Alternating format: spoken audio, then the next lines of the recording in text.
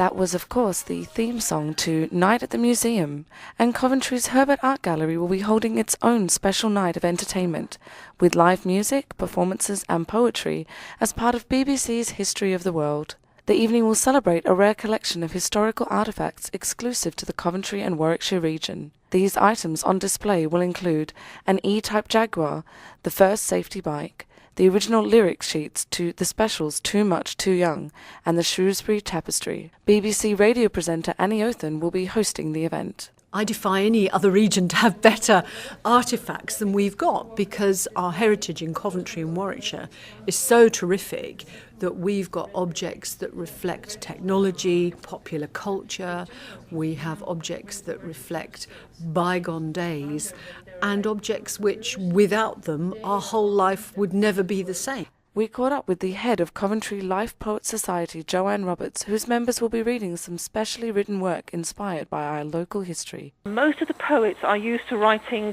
from an emotional point of view, so to actually task them to do something from an actual object is quite difficult. So the task was to actually look at the research of the object and find an angle into it. Whether you want to express a personal feeling about it, what does it say to you, or whether you want to actually do something like a way it worked, rather than its history, because its history will be logged already for the public to see.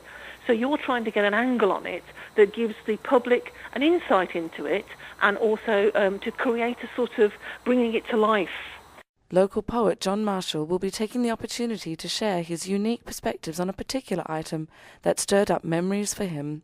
One of these articles was the Whittle jet engine. My background is aerodynamic, and of course I knew of Frank Whittle and the jet engine, and I knew that as a boy he was on Hersal Common. An aircraft had to make a forced landing, and on its takeoff it blew his cap off, and it said that was the first time he felt the first power of flight. But I know Hersal Common, where this occurred, very well, because I was born not far from it.